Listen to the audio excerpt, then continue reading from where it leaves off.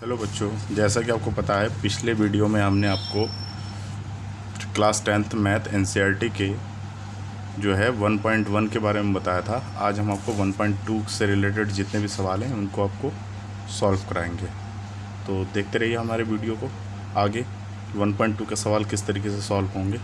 ठीक है, ध्यान दीजिए। देखिए, इसमें कुछ प्रमेय हैं। सबसे पहले आप उस प्रमेय को या एक आध जो पॉइंट है, इसके कॉन्सेप्ट है, उन कॉन्सेप्टों को ध्यान रखिए। सबसे पहला कॉन्सेप्ट है अंक गणित का आधारभूत प्रमेय। क्या होता है ये प्रमेय? इस प्रमेय के अंतर्गत हम बात करते हैं कि कोई भी संख्या अगर दी गई है वो एक भाज्य संख्या है या नहीं। इसके लिए सर्वप्रथम हमें ये देखना होता है कि उस दी गई संख्या का गुणनखंड संभव है या नहीं। गुणनखंड से तात्पर्य है कि जब हम उसका फैक्टराइजेशन करेंगे तो फैक्टराइजेशन में जो नंबर्स आएंगे वो सारे अभाज्य संख्याएं होनी चाहिए और यूनिक होना चाहिए। यूनिक का मतलब होना चाहिए अद्वितीय होना चाहिए, कोई भी संख्या रिपीट नहीं करनी चाहिए। तो इस प्रमेय का क्या नियम है? प्रमेय ये कहता है कि यदि किसी संख्या को अभाज्य संख्याओं के अद्वितीय गुणनफल के रूप में लिख सकते हो तो वे संख्याएं भाज्य संख्याएं कहलाती हैं। यानी जिन संख्याओं का हम गुणनखंड करेंगे और गुणनखंड में सारे के सारे जो नंबर्स आएंगे वो अभाज्य संख्याएं आनी चाहिए। अभाज्य संख्या किसे कहते हैं पीछे बता चुके हैं। वे सभी संख्याएं जो सिर्फ स्वयं से डिवाइड होती हैं, जैसे 2, 3, 5, 7, 11, 13 इट्सेट्रा, इसी तरीके के आगे के नंबर्स। यानी वे संख्याएं जो सिर्फ स्वयं से भाग जाती हैं वे सभी संख्याएं अभाज्य संख्या कहलाती हैं। इसका मतलब यह है कि अगर किसी नंबर्स को हम अभाज्य संख्याओं के गुणनफल के रूप में लिख सकते हैं तो वे संख्या या वह संख्या जो है हमारी भाज्य संख्या कहलाती है।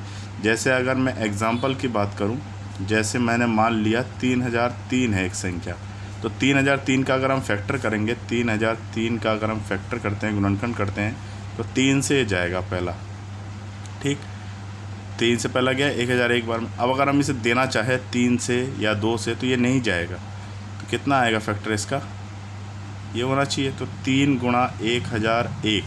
अगर आप देखें तो 3003 एक संख्या था जिसको हमने दो भागों में तोड़ा और दोनों के दोनों एक अभाज्य संख्या है। 3 भी एक अभाज्य संख्या है, 1001 भी एक अभाज्य संख्या है। इसका मतलब क्या है कि 3003 एक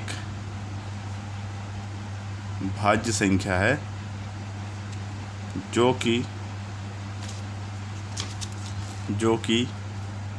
3 और 1001 से विभाजित होगी। ठीक है। इसके बाद अगर हम बात करते हैं, इस चैप्टर में एचसीएफ और एलसीएम की बात की जाती है कि एचसीएफ और एलसीएम क्या होता है। एचसीएफ एलसीएम आप कक्षा छोटी क्लास से जो 6, 7, 8 से पढ़ते आ रहे हैं। एचसीएफ का मतलब होता है मौसा, यानी हाई कॉमन फैक्टर। जो दोनों में सबसे मैक्सिमम कॉमन फैक्टर होगा वही उसका एचसीएफ कहलाएगा। और एलसीएम में क्या किया जाता है कि दोनों में जो भी अभाज्य संख्याएं आती हैं उन सबको लेना होता है, लेकिन लेनी उसकी बड़ी घात को होती है। पिछले चैप्टर में हम एचसीएफ काउंट करना सीख चुके हैं यूक्लिड विभाजन प्रमेयिका की मदद से। इस चैप्टर में हम अभाज्य गुणनखंड विधि से एचसीएफ निकालेंगे। तो यहाँ पे एक फॉर्मूला बनता है, यदि 2 अंक दे रखे हैं, 2 संख्याएं दी गई है, तो उसके एलसीएम का जो फॉर्मूला होता है, एलसीएम बराबर होता है first number multiple second number upon HCF. ये जो फॉर्मूला है ये सिर्फ 2 अंकों वाली संख्याओं के लिए ही लगता है। 3 अंकों वाली संख्याओं के लिए हम इस फॉर्मूले का यूज़ नहीं कर सकते।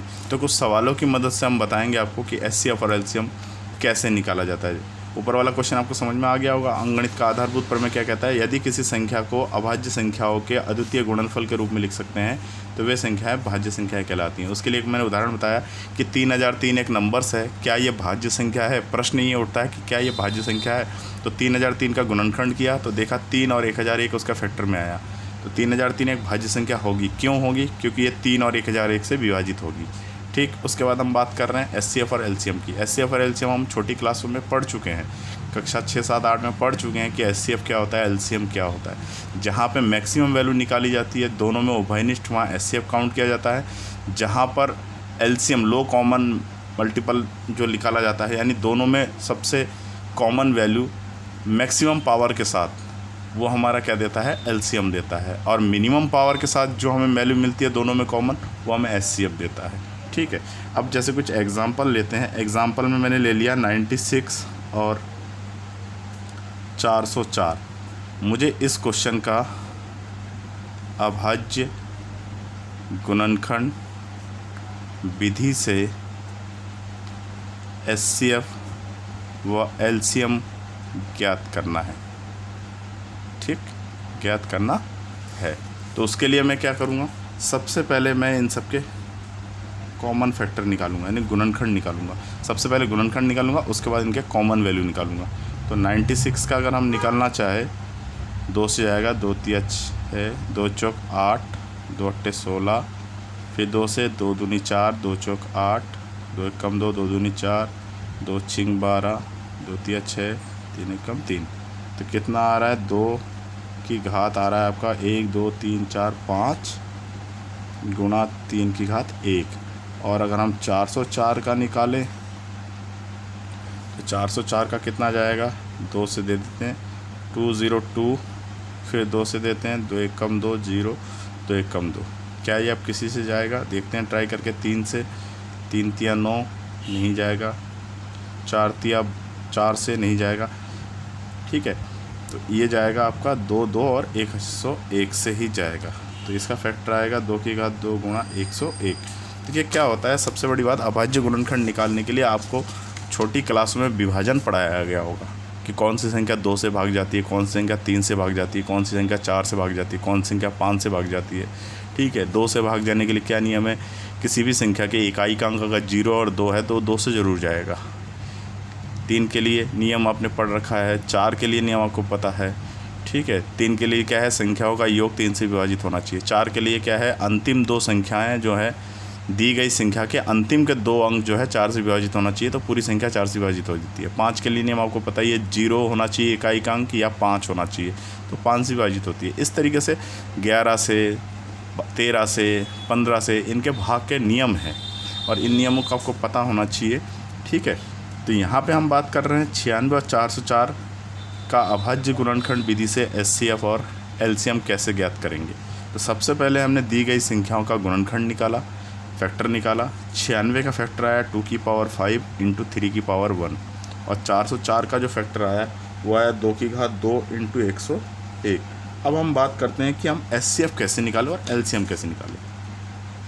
तो एचसीएफ का क्या रूल है, जब हम फैक्टर निकाल लेंगे, फैक्टर निकालने के बाद एचसीएफ के लिए ये रूल है कि आपको वो वैल्यू लेना है जो दोनों में कॉमन है और मिनिमम पावर है, यानी जिसकी घात कम से कम है, और होना किस में चाहिए, दोनों में कॉमन होना चाहिए। तो यहाँ अगर हम बात करें, तुलना करें दोनों नंबरों की, तो 96 के फैक्टर में 2 की घात 5 गुणा 3 आ रहा है, और 404 के फैक्टर में 2 की घात 4 गुणा 101 आ रहा है। तो इन दोनों में अगर हम कॉमन की बात करें, जो नंबर्स हमारा कॉमन है, जो संख्या हमारी, जो अंक हमारा कॉमन है, वो है 2।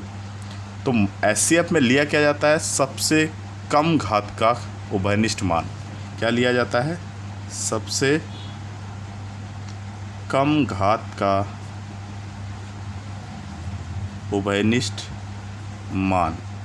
इसका मतलब ये है कि एक तो दोनों में होना चाहिए वो अंक, साथ ही साथ उसकी घात सबसे कम होनी चाहिए। तो अगर हम देखें तो यहाँ 2 की घात 5 है, यहाँ 2 की घात 2 है, तो सबसे कम घात का टर्म यही है। तो एचसीएफ में आपका 2 की घात 2 आ जाएगा, तो यानी 2 की घात 2 कितना हुआ, 4। तो इस क्वेश्चन का एचसीएफ हो जाएगा 4। ठीक, और अगर हम एलसीएम की बात करें, एलसीएम तो हमने आपको फॉर्मूला लिखा है, first number multiple second number बट्टा एचसीएफ। तो फर्स्ट नंबर आपका क्या था 96 था, सेकंड नंबर आपका क्या था 404 था, और एचसीएफ आपका 4 है। तो 4 से 404 101 में कट जाएगा। 96 का 101 से मल्टीपल अगर हम करें तो 96 आ जाएगा। ये आपका हो जाएगा एलसीएम। मेरे ख्याल से आपको समझ में आ गया होगा। तो अब हम बात करेंगे आपके प्रश्नावली की, कि प्रश्नावली में प्रश्नों को कैसे हल किया जाता है। ठीक है, प्रश्नावली के थ्रू हम प्रश्नों को आपको हल करना बताते हैं। अब हम बात करेंगे आपके 1.2 की। 1.2 में आप देख ही रहे हैं, 1.2 में जो सवाल है आपके,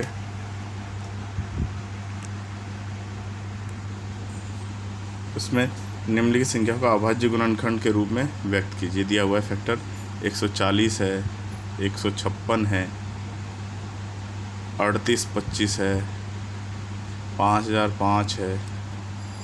ठीक है।